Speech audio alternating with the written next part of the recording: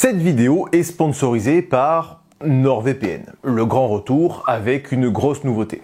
Et je vais pas vous refaire le topo sur les 5000 serveurs dans le monde, la possibilité de vous connecter à la RTBF pour suivre la Formule 1, ou d'autres chaînes pour suivre d'autres sports, vous faites ce que vous voulez, je suis pas votre père. Ou la possibilité, via le même procédé, de jouir de promos sur les billets d'avion par exemple. Enfin, du coup, je vous refais un petit peu le topo, mais ça, vous le savez déjà. Donc si je vous en parle, c'est pour vous présenter la nouvelle fonctionnalité protection anti-menace. Alors bon, selon ce que vous faites, votre connexion n'est pas toujours très sécure, notamment via les Wi-Fi publics. Ça vous permet de vous protéger si jamais vous cliquez sur une pièce jointe malveillante, et tous les sites ne sont pas forcément HTTPS. Et donc avec cette nouveauté, NordVPN n'est plus seulement un VPN, mais il intègre également des fonctionnalités équivalentes à un antivirus et qui vous permet aussi de bloquer les trackers. Et une fois connecté, pas besoin d'être connecté à un serveur VPN pour que ça fonctionne. Protection anti-menace est une fonctionnalité comprise dans la nouvelle mise à jour de l'application NordVPN, sans surcoût supplémentaire, pour seulement donc 2,89 € par mois, pour un abonnement de 2 ans. Toutes les infos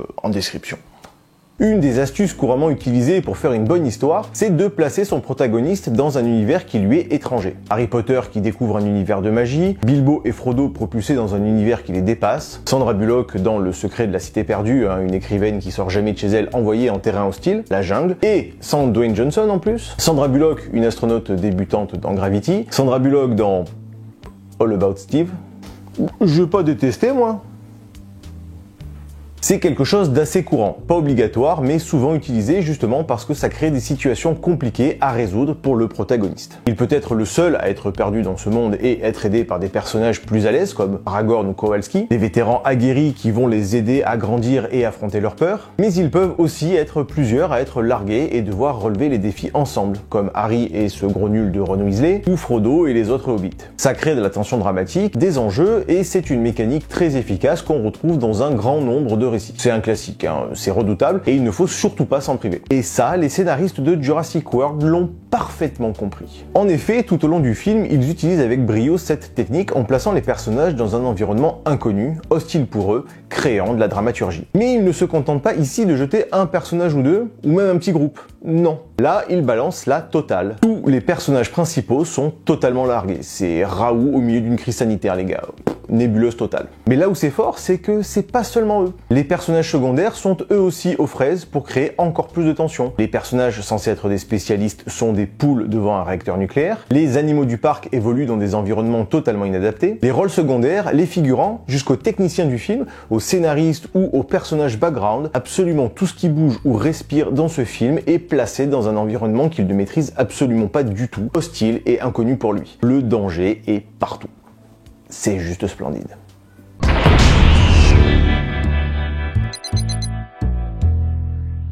Jurassic World est un film de 2015 réalisé par Colin Trevorrow, la fameuse carte fuck you des deux personnes qui ont aimé la Disneylogie, le Joker ultime. Non mais le 9 il est génial parce que en fait si ça avait été Colin Trevorrow, il avait des super idées. Il est la suite de la trilogie culte initiée par Spielberg en 1993. C'est pas un reboot, c'est vraiment la suite. Et c'est vraiment très très bien. Non, rien de plus à dire à ce sujet. Donc on attaque de suite. Dès les premières secondes du film, on sent déjà tout le soin apporté à la cohérence entre le diégétique et l'extra-diégétique, ce qui se passe dans le film et en dehors du film. Les techniciens en animation 3D donnent de suite le ton du film en créant le premier sentiment de malaise qu'on aime tant ressentir au cinéma, comme ces accords dissonants en musique, ou quand on penche, qu'on débule la caméra pour créer un sentiment de malaise. Images censées être réelles, démos vidéo non terminées, animatiques d'intro de jeux vidéo, showreel d'étudiants en première année de 3D, présentation PowerPoint, on ne sait. Déjà à ce stade, on se doit de faire une petite pause. En effet, une illustration subtile et scientifiquement avérée s'est glissée dans le film. Toutes mes confuses pour la gêne occasionnée, promis, ça sera la dernière. En effet, le plan de la patte laissant croire un énorme dinosaure se transforme en fait sur un petit piaf qui est lui-même un dinosaure. Ok, la transition est bien sentie là. Heureusement, cette errance est amenée avec la subtilité d'un Texan à une convention anti-armes et un rendu vidéo qui va là aussi très bien vieillir. La patte de Godzilla de Roland Emmerich était en fait un moineau. À ce moment-là du film, on a déjà plus de plans CGI que dans le premier film de 93. Et c'est brillant parce que on sait depuis des années que le surplus d'images numériques en cascade vieillit très très bien et que le public n'est pas du tout critique à l'usage intempestif de cette technologie. Ça va, je pars jamais qu'une semaine. Alors non, vous vous souvenez de la règle d'or? On pourrait en parler quand je serai revenu de mon voyage. Je vais attendre ton retour. À votre tour, on se fait une super bouffe. Hein? The next time we see each other, we'll talk about your mother. Le mec là, forcément il va lui arriver une douille. Bon, alors comme c'est un enfant, il va pas crever, mais on a bien compris que ça allait pas se passer comme ça. On se revoit très vite. J'ai comme un doute. Niveau mise en scène, nous avons donc eu deux environnements jusque-là, un plan 3D du plus bel effet, et maintenant une neige à l'air vraiment ultra réaliste, qu'on dirait pas du tout qu'il fait 35 degrés, avec de l'or blanc collé aux branches qui tombent même pas avec le vent, les vitres recouvertes. Et c'est là qu'on voit qu'ils ont poussé le concept jusque dans l'embauche du préposé à la déco hivernale. Un Kenyan ou un Saoudien probablement. Enfin, quelqu'un pour qui cet élément est une seconde, voire une troisième ou une quatrième nature, puisqu'il a même neigé sur le poteau et sous le lampadaire, de manière rétro-inversée. On continue sur la ligne éditoriale très carrée du film, avec la personne la moins qualifiée pour garder des enfants, qui a été sélectionnée pour garder des enfants. La nounou nous montre avec beaucoup de subtilité qu'elle préférerait se faire épiler les parties honteuses avec de l'huile de friture plutôt que d'être là. Et Bienvenue à Jurassic World. Défibrillateur, là, défibrillateur. Ok. C'est bon, t'es défibrilé là? Ok, poussez-moi, excusez-vous. Notre petit groupe se dirige vers un pavillon très fréquenté, mais dissimulé par une très lourde porte manuelle qui se referme sur les gens sans la moindre sécurité. Probablement la même société que dans Star Wars. Ou un fan d'Aragorn qui a écrit cette scène. Oui, on parle beaucoup d'Aragorn aujourd'hui. Ouais. En même temps, peut-on trop parler d'Aragorn? Je ne crois pas. Madame PH. Madame PH? Et notre dernière meuf, t'en fais quoi? Ça s'est pas bien goupillé. Du coup, je suis toujours à la recherche de la future ex-Madame PH. Bref, Claire montre une connaissance parfaite de sa clientèle en expliquant que les gamins ne sont plus excités par rien. Les jeunes d'aujourd'hui regardent un stégosaure comme un éléphant dans un zoo. Ce qu'il confirme 2 minutes plus tard. Juste le coup qu'il porte avec sa...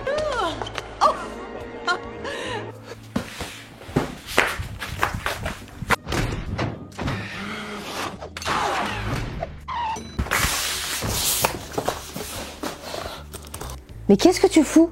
Je m'inscris au casting pour jouer le rôle du gamin. Le film est déjà tourné, monté et sorti. Bah pour le reboot du remake du reshoot Balek. Un gars avec un joli t-shirt de Jurassic Park, traduction le premier avait un concept et pas besoin d'effets spéciaux en mousse à chaque plan, gère la sécurité du parc. Et lui, ce personnage, c'est encore plus fort que tous les autres concepts que vous avez vus dans n'importe quelle autre œuvre, puisqu'il passe littéralement son temps à dire que ce film est une merde et que le premier est mieux. C'est comme si un Stormtrooper venait appuyer à chaque fois le fait qu'il ne savait pas viser ou qu'il faisait des réflexions du genre « c'est n'importe quoi ce film, y a pas de son dans l'espace, faut pas y croire ». Vous savez qu'ils sont en chair et en os, ces animaux. Souvenez-vous bien de cette phrase dans quelques minutes. Est-ce que les animaux sont heureux? Nous n'avons pas le moyen de mesurer l'indice émotionnel chez l'animal. C'est tout à fait le genre de réponse dont on s'attend d'un parc zoologique moderne.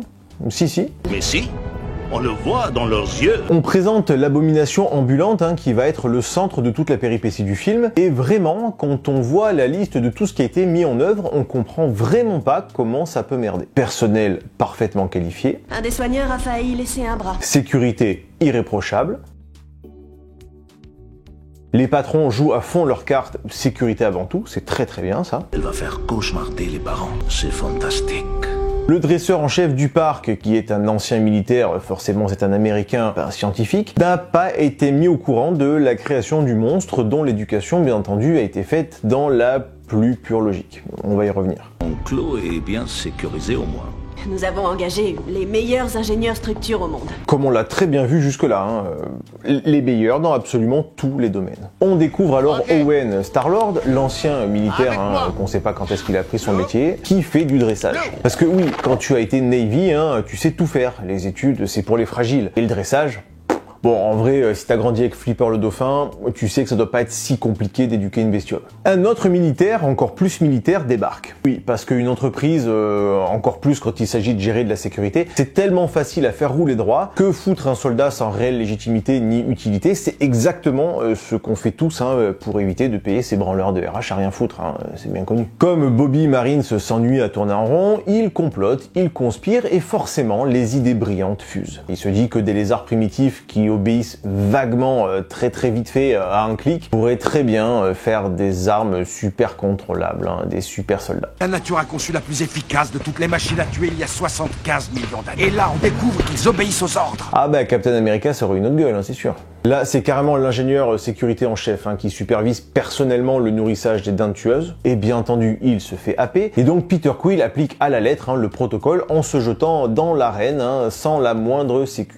Bizarrement, alors que rien ne semblait pouvoir tourner mal, il manque de se faire becter. En tout cas, Johnny Militaire se dit que son idée de super soldat docile, c'est vraiment top. Le gamin prend des photos de gens de dos, talent indéniable pour la photographie également, et il fausse compagnie à la nounou, talent incroyable de gardiennage. Madame PH rend visite à Quill, visiblement il y a un contentieux entre tous les deux, et lui apprend qu'ils ont créé un dinosaure mutant. Alors, +1 au responsable des complots du parc qui arrive à faire passer totalement inaperçu l'ensemble de ces infos, pognon investi, talent mobilisé, gestion de la bouffe, taille de l'enclos, au dresseur en chef dans un parc grand comme un appartement parisien. Je veux dire, c'est pas le Serengeti non plus quoi. On nourrit une espèce recréée artificiellement qui ne va dans aucun écosystème, juste pour le plaisir de spectateurs payants, avec une espèce menacée.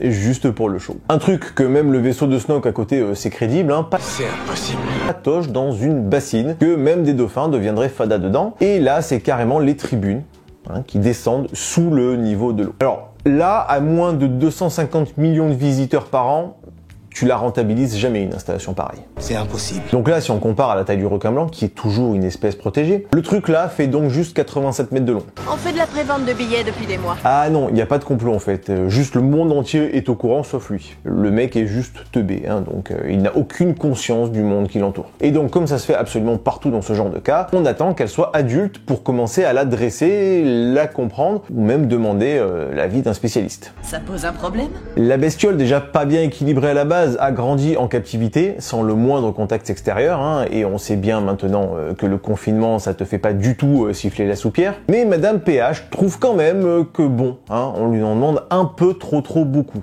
Qu'il lui faudrait de la visite? On invite ses camarades, c'est ça qu'il faut faire? Si on peut plus élever son petit psychopathe dans son coin, où va-t-on? Bon, finalement, Belzébuth semble s'être pris un aller simple pour chez ta mère, mais fort heureusement, elle est équipée d'un implant GPS. Comme on fait avec les cigognes pour tracer leur migration. Mais, histoire d'être bien sûr que ça chie bien des bulles dans la colle à paillettes, on préfère la méthode de localisation au doigt mouillé, à l'ancienne. Et bien entendu, le truc à faire dans toutes les situations de ce genre, prendre son Mercedes GLE Coupé édition Sneak Peek à 84 100 € hors option avec leasing 36 mois et offre d'achat et... paniquer. En deuxième seulement, on appelle les mecs du centre de contrôle de la NASA pour avoir l'info de géolocalisation. Il suffirait en fait d'un portable pour savoir où il est. Et avant de recevoir la réponse, on envoie au saloir le beau gosse et le gras du bide incapable de translater sa carcasse qui va servir de tuque au fromage. Heureusement, les protocoles de sécu ont été parfaitement respectés jusque-là. Toutes les installations et les procédures ont été vérifiées et répétées 100 fois. Et histoire d'être parfaitement parfait, de précaution valent mieux qu'une. l'enclos est équipé du meilleur système audio installé directement par la SNCF elle-même et supervisé par le drive de McDo. Tu es l'incendie. Ne vous abonnez pas à la chaîne 12 par sec. Ouais, y a un problème? Ne vous abonnez pas à la chaîne 12 par sec. Finalement, la grosse bête est bien dans sa cage, et très étonnamment, Jean-Michel Tartine ne peut pas extraire son gros corps et choisit de faire demi-tour. José Figurant se fait gober, et Jean-Mi ouvre la porte tranquille qui donne direct sur le parking. Pas sur un couloir sécurisé, pas une clôture, pas une série de murs, le parking directement. Et hop, goûter. Ah les soviets à Berlin étaient autrement plus efficaces niveau organisation d'escape game. Très astucieusement, Owen s'enduit d'huile pour échapper à l'odorat de la grosse bête. Non, quelle tension dramatique. Quoi? Le code 19? Johnny Méchant là, c'est ton voisin. Tu sais, celui qui vient de filer des conseils bricolage que t'as pas demandé pendant que tu fais ta petite vie tranquille à retaper le vieux buffet Georges Pompidou de la Mémé et qui te suit jusqu'à chez toi pour te taper de la bière et te raconter comment il ramène sa femme. Pire qu'une IST à s'en débarrasser quoi. Putain, savez combien ça coûte un séjour là-bas? Je veux bien qu'Amande ait dépensé sans compter, mais là il y a carrément un train en lévitation magnétique de 1000 km quoi. Petite balade au parc Phoenix, c'est un parc à Nice, hein, il y avait des dinos en animatronique quand j'étais gamin, un des meilleurs souvenirs de ma vie. Et merci du coup aux graphistes de leur avoir donné ce rendu très parc d'attractions plutôt qu'un truc réaliste. Comme toujours dans un film américain en cas de problème, les G.I. Joe sortent faire mumuse avec la bestiole de l'enfer.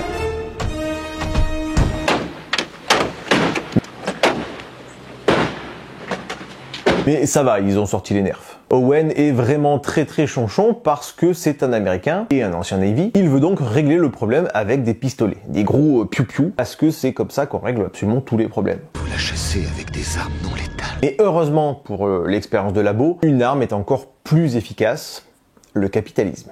On en est à 26 millions de dollars investis dans ce sujet, vous nous voyez le tuer? Jean-Mi Commando trouve la balise GPS arrachée. Bon, dans le plus grand des calmes, puisque, en fait, là, ils étaient censés tomber sur l'abomination directe. Mais calme maîtrise, les mecs sont en goguette. Son implant GPS, elle se l'est arrachée. Et donc oui, la bestiole est tellement intelligente qu'elle a conscience du concept de GPS, alors qu'il n'a jamais servi, puisqu'elle est restée dans son enclos, de où il est implanté sur elle, et que si elle l'enlève, elle va pouvoir tendre un piège aux zouaves. Sans compter que comment elle a réussi à se l'arracher,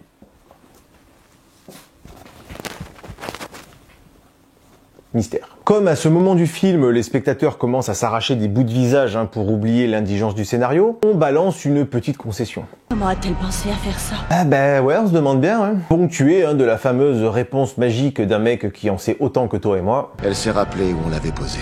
Ah mais si, tout à fait. Donc là, forcément, ça met l'anus à l'oreille absolument de personne. Le gars reste à checker sa pièce de charolaise et aucun troufion ne se met en mode alerte générale. Et hop, un M. Bah ça c'est vraiment une surprise. Les responsables de la formation militaire sont là aussi ce qui se fait de mieux, issus des rangs de la Pat Patrouille. Ils savent parfaitement ce qu'ils font et comment gérer une telle crise et la combattre. Moi je vois sur Monaco, on a une formation rien que pour apprendre comment soulever une EF1. On a des formations régulières sur les dangers de la course, les procédures safety car. Et bah là j'ai vraiment l'impression de voir des frères d'armes, tellement les mecs sont ultra préparés. Petit hommage à Highlander, ou Fortnite pour les plus jeunes, il ne peut en rester qu'un, même si on sait déjà qui va gagner. Ouh, il est pas centré. Et on vient de perdre les derniers fans de Wes Anderson qui s'étaient égarés. Face à la merde en cascade, Claire ferme la zone nord du parc, zone où, bien entendu, se trouvaient ses neveux. Mes neveux, du coup. Bon, le gars, là, il est en mode Didier, le clébard. On ne sent pas le cul. Bon, on ne sent pas le cul des filles, voilà. Et oh là là, merde, les gamins partent juste avant la fermeture, c'est quand même pas de bol. Ah, désolé tout le monde, manège fermé. Et bien entendu, le clicheton de l'employé forcément blasé. C'est bon, je suis qu'un employé. Doctor Who manigance visiblement un truc, mais il ne peut en parler à personne. Et puis du coup, ça tombe très bien, puisqu'il y a 0 comité d'éthique. Rien de tout cela n'existerait si moi je n'étais pas là. Si je m'arrête d'innover, une autre personne le fera. Vous savez, dans les séries, il y a ce qu'on appelle un showrunner, encore un anglicisme de merde, qui est le garant de la continuité entre les épisodes. Il peut les écrire lui tout ou partie, mais généralement il donne la trame et dit aux autres scénaristes ce qu'ils ne doivent pas faire pour éviter les contradictions. Bon bah là, c'est carrément le maître de Steven Moffat qui a été embauché sur ce film afin de s'assurer qu'il n'y ait aucune contradiction entre le début et la fin d'une phrase. Pour un canari, un chat est un monstre. Oui, pour toute personne normalement constituée aussi. Les deux gogoles se baladent dans une boule autonome, pas du tout obligés de suivre les rails d'un circuit prédéfini, et qui peut donc très bien revenir en cas d'urgence. Sur l'écran, on diffuse un tuto marrant, et pas du tout rassurant, de Jimmy Fallon. La technologie gyroscopique vous maintiendra en permanence à la verticale. Vous n'avez donc rien à craindre. Voilà, encore une fois, sonnez, les phrases qui puent la merde. Bon, il saoule. Bah juste environ 1m50 devant toi. Une nouvelle fois, le département VFX s'est défoncé pour nous offrir un panorama numérique d'un réalisme à faire virer sa cutie à la séance de Marty, même dans un mauvais jour. Le Dr Klein, consultant animalier sur le film, a validé le comportement grégaire des animaux, surtout en termes d'espace individuel, digne d'un parvis de Lidl un matin de lancement de Thermomix Silvercrest. Veuillez débarquer de tous les manèges et rejoindre l'entrée du parc. Attends, ouais, on peut gratter 2 ou 3 minutes. Oui, voilà, en termes de sécurité, c'est toujours exactement ça qu'il faut faire. Laisser le choix aux grouillots de base. Et puis c'est vrai, ils sont juste à la merci de bestioles de plusieurs tonnes. Rien de grave. Claire se souvient soudainement alors qu'elle a la charge des 2 chiards. Il y a vraiment des gens irresponsables, sans déconner. Oh putain, ma fille!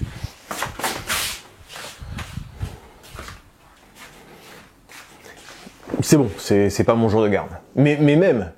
Du coup, qu'est-ce que je disais? Ah oui, bon, manque de bol, hein, une fois de plus, elle appelle juste au moment où il ne capte plus. Donc, entre les boules autonomes laissées à la charge du client, les bestioles incontrôlables partout autour d'eux, et bien entendu, pas de réseau téléphonique, on dirait un labo de virologie chinois leur parc. Et là, la dernière inquiétude qu'on pouvait avoir est levée. Il reste des gyrosphères dans la vallée. Non, elles sont toutes revenues, c'est mon taf. Quoi? Ah si, il en reste une sur le terrain. Le seul gars qui semblait à peu près savoir ce qu'il foutait là est en fait bien un stagiaire handicapé mental, hein, comme les autres. Et en plus, pas de bol, hein, la boule qu'il a oubliée, hein, c'est la boule des deux couillons. Forcément. Heureusement, la chef du parc jouit d'une autorité hiérarchique suprême. Non, non, non, 2 invités sont manquants, c'est une priorité absolue. Tais-toi et obéis. Ok, bas les couilles, hein. Tant pis s'il y a de morts, surtout si c'est des enfants. Mais pas grave, personne pour s'en charger? Aucun souci. Miss Robe de soirée et talons hauts se dit qu'elle est parfaitement qualifiée pour le poste de ranger sauveteur. Ok, je vais le faire moi-même. Une chef, c'est fait pour cheffer, mais aussi certainement pour partir crapahuter la mèche au vent. Les deux débiles se baladent toujours en toute paisibilité, et le QG ne tente en aucun cas de communiquer avec eux via l'écran, hein, d'envoyer des messages, tu sais, comme quand t'es dans le train et que ça coupe tout le temps.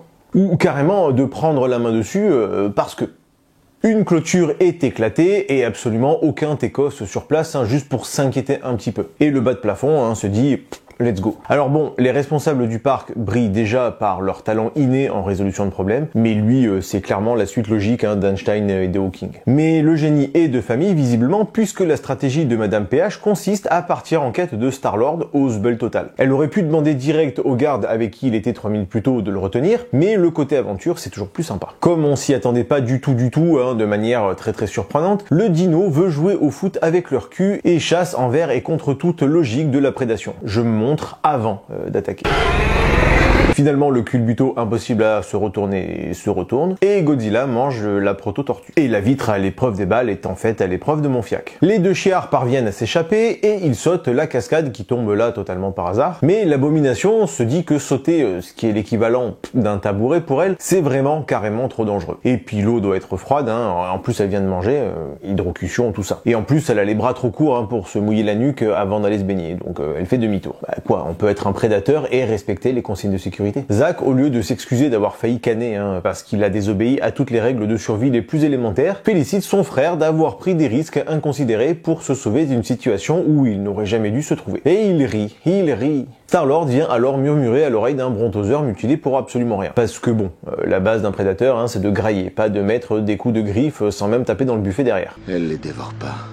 Ah non, finalement c'est bien juste une psychopathe. On retrouve Bobby la gâchette avec toute son équipe de tarés qui débarquent. Toujours aucune idée de leur légitimité sur place, hein, genre c'est comme si le GIGN venait kidnapper Tic et Tac à Disneyland. Omar appelle Star-Lord, mais comme Jean-Mi des Télécoms a passé un CAP menuiserie en fait, bah encore une fois ça capte pas. Il tombe ensuite pile poil sur la boule détruite, probablement en suivant son signal GPS. Ce qui veut dire que l'urgence absolue que représente quand même le danger de mort imminente des gamins passe après le sacrement des malades et le safari morbide auprès des brontosaures en sushi. C'est logique.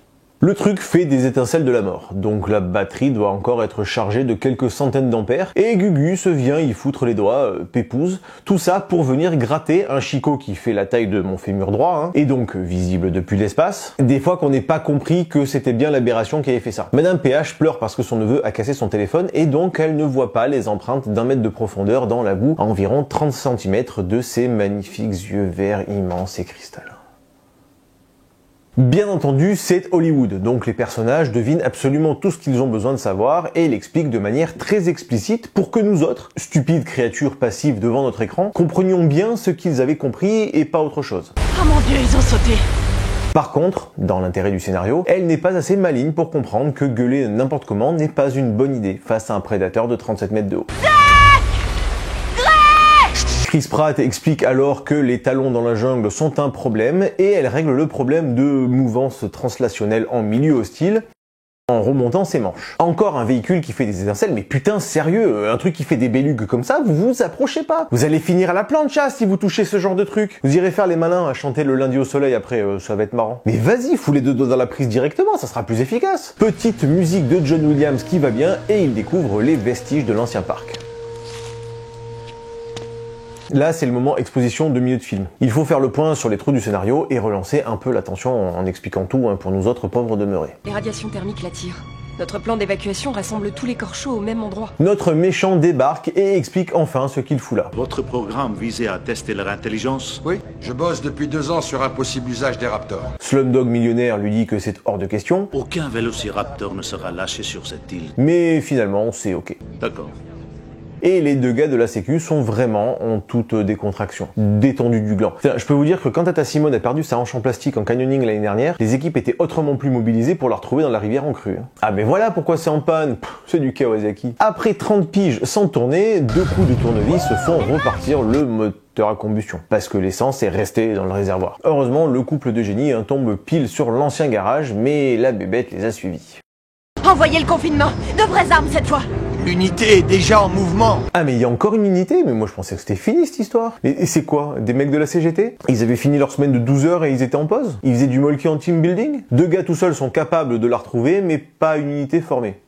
Le patron pilote d'hélico possède également un sens des responsabilités qui lui est propre. Le gars a même pas sa licence, mais c'est la chevauchée des Valkyries pour lui. Parce que bien sûr, pas un seul militaire n'était formé à piloter un objet aussi étrange qu'un hélicoptère. Le mitrailleur est formé au tir de cinéma, c'est-à-dire tirer là où se trouvait la cible une seconde avant, afin de ne pas la toucher. Aussi appelée la méthode Tomb Raider. Les ptérodactyles chelous s'échappent alors, foncent vers l'hélico et font tomber le tireur, qui bien entendu n'était pas attaché. Sécurité, sécurité. Et quel malheur, l'hélico du gentil patron milliardaire au grand cœur se crache. Tout le monde est très triste et constate qu'ils ne servent strictement à rien. Le duo de comiques se rend alors compte qu'une bande de piafs encore plus épouvantable que le programme socioculturel de Vierzon s'est librement reproduit à l'intérieur d'une verrière ultra solide et indestructible dont les parois ont été conçues par l'architecte Kevin CAP Coiffure et que du coup tout le monde va se faire becter par des piranhas volants. Et pour toujours plus de suspense, bien entendu, on prend bien le temps de les mater avant de se carapater. Des vigiles déficients visuels qu'on a pourtant placés en hauteur pour bien voir, ne voient pas les anges de la mort débarquer. L'anomalie de confinement est annoncée au moment où les piafs que les concepteurs se sont dit que garder ces aberrations en vie était une bonne idée arrivent. Pas au moment où ils se sont échappés. Sinon, on pourrait pas créer de mouvement de panique et ça serait pas drôle. Après, faut les comprendre, depuis 30 piges dans leur bulle, sans clim, parce qu'abandonnés, sans eau, en bouffant leur caca en milkshake, probablement, fatalement, t'as envie de bouffer du cuisseau frais. C'est normal, souviens-toi de ton premier kebab post-confinement. Là, c'est pareil. Tout le monde court dans tous les sens, mais heureusement, la nounou retrouve les 2 gamins. Mais se fait enlever. Ouf, c'est bon, elle se fait pas bouffer. C'eût été vraiment un spectacle d'une morbidité totalement gratos. Non, elle tombe dans une grande piscine. Sauvée. Ah merde, c'est des cormorans les piafs en fait, ils chassent en plongée quoi. Et donc elle se fait quand même grailler comme un maquereau. Et non, en fait finalement non, c'est la baleine géante de 87 mètres qui les bouffe au final. 62 ans après le début de l'attaque, les gardes se mettent enfin en position de tir. Comme ceux de la vigie étaient déficients visuels, je vous rappelle, c'est les gars au sol qui s'en chargent, toujours plus efficace. Au sol et à découvert, bien entendu, dans une rue bien dégagée, histoire de pouvoir laisser une chance à l'ennemi, toujours plus efficace. Au sol, à découvert et tous dans la même direction. Toujours plus efficace. Ah non, mais ici, il n'y a pas que les généticiens, les responsables de la sécurité, les patrons ou les architectes qui sont les meilleurs dans leur domaine. Il y a aussi les gars de la formation de combat. Ah sinon il n'y a pas d'histoire. Madame PH fait alors la seule chose à faire, en tout cas la plus maligne dans ce genre de situation, monter bien en hauteur, se mettre bien à découvert, bien en vue, en blanc, et comme si ça suffisait pas, se mettre à gueuler. Elle a juste oublié de se foutre un gyrophare sur la tronche, histoire d'être encore plus efficace, mais il n'y en avait plus en boutique. Finalement, les poulets tombent par grappe de 12, ils seront faits assez faciles à génocider, mais la stratégie des gardes montre alors ses limites et Owen se fait oh là là là là, on s'y attendait pas du tout, attrapé. Un Stuka préhistorique fonce sur les gosses, mais bon, comme il n'a pas conscience de sa masse, qu'il n'est visiblement pas du tout adapté au vol après plusieurs millions d'années d'évolution, il se bouillave la gueule dans les structures en métal des magasins. Ouf, les enfants sont saufs. Owen se débat avec un bébé T-Rex volant, Claire le flingue, et tout redevient calme le temps des gros plans réglementaires. Et oh, tu fais quoi là? On n'oublie pas bien entendu le blabla pour essayer au moins de faire semblant de donner une petite épaisseur au personnage, et au milieu d'une scène de panique, c'est très bien, pas de souci. C'est qui lui? 1. En quoi ça te regarde? 2. Qu'est-ce que ça peut bien te foutre? Et 3. Qui poserait ce genre de questions stupides en fait? Patibulaire et Sega débarquent dans le zbeul le plus généralisé, hein. Ils virent tous les traînes savates de la sécu qui sont déjà responsables de centaines de morts. Vous êtes relevé de vos fonctions. De toute façon, ça peut pas être pire. Moustache explique qu'Hoskins va utiliser les Raptors, les gens continuent à courir comme des gogoles dans tous les sens, y compris de retourner dans le parc d'où viennent nos héros, y compris quand l'immense porte en tôle se fait visiblement attaquer, et paf, c'est la nuit. Le problème des ptérodactyles n'est absolument pas réglé, mais les scénaristes sont aussi largués dans un monde qu'ils ne connaissent pas visiblement. Finalement, les gars vont bien utiliser leurs 4 Raptors face au prédateur ultime. Owen leur fait respirer l'épée de l'influenceuse Stepan Kamato, hein, pour bien les énerver. Ouais, elle s'est fait 20 bars en vendant cette merde. Ouais, il y a des tarés en liberté suffisamment cons pour acheter ça. C'est bon, t'es énervé là? Et on est parti pour un tiercé autruche. En pleine nuit, à moto, dans la jungle, hein, sur un terrain absolument dégueulasse et sans casque, histoire qu'ils se prennent bien dans la tronche toutes les bestioles et autres saloperies volantes en milieu junglier. Pour créer un véritable ancrage émotionnel pour cette scène, pour que le réalisme nous explose au visage, Trevorrow a allié ce qui se fait de mieux en termes de consultant moto et réalisateur d'effets visuels. Hop, un petit cliché raciste. Omar, comme il est noir, on lui file un code de cassos, hein, pour aller faire ses rodéos de racailles. Non, bravo les stéréotypes. Lola Kivoran, hein, c'est là qu'elle a eu l'idée de son film, hein, c'est justement pour dénoncer ça. Les poulets jurassiques ont quelque chose. Elles ont quelque chose. Elle rencontre Godzilla et là il se passe un truc. Il se passe un truc. Finalement, les bestioles ne se bouffent pas entre elles et Owen comprend. Ce truc a une barre de Raptor. Donc comme une partie de son ADN est le même que les autres oiseaux, elle les bouffe pas. Logique. Ah ben c'est pareil chez nous, chez les humains, hein, pareil. Comme on a 99,99% de notre ADN en commun, hein, on se fout jamais sur la gueule. Thomas Durand et Idriss Aberkan, 99,99% d'ADN en commun, c'est la bamboche tous les soirs entre eux. Les militaires allument la lézarde au gros sel, mais les toubibs ont dû lui foutre une peau en Kevlar, hein, tant qu'à faire, ou auto-régénérante, ou quantique à effet tunnel, parce que du coup elle se barre encore. Et donc les soldats, suivant la formation militaire très poussée qu'ils ont reçue de Killian Bac Pro Charcuterie, s'enfoncent dans la jungle de manière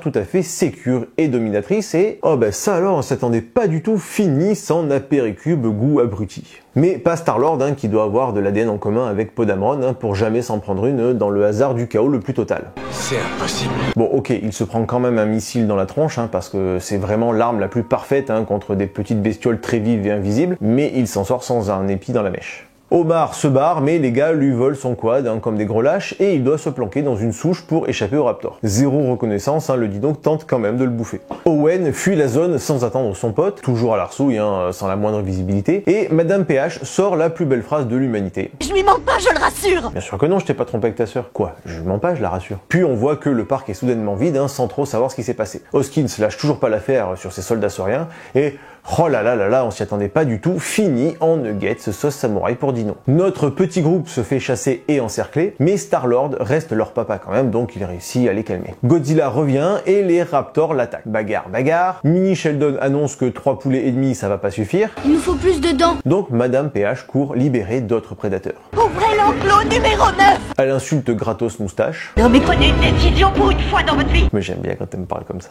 L'autre soir, il libère alors le seul et l'unique, le vrai Roité, qui va aller apprendre à l'autre erreur génétique, qui c'est le patron. Elle bat alors le record de vitesse au sprint en talon et amène le roi directement sur sa proie. Encore bagarre bagarre, mais il se fait rouster par le dino OGM. Mini poulet débarque alors comme un beau diable.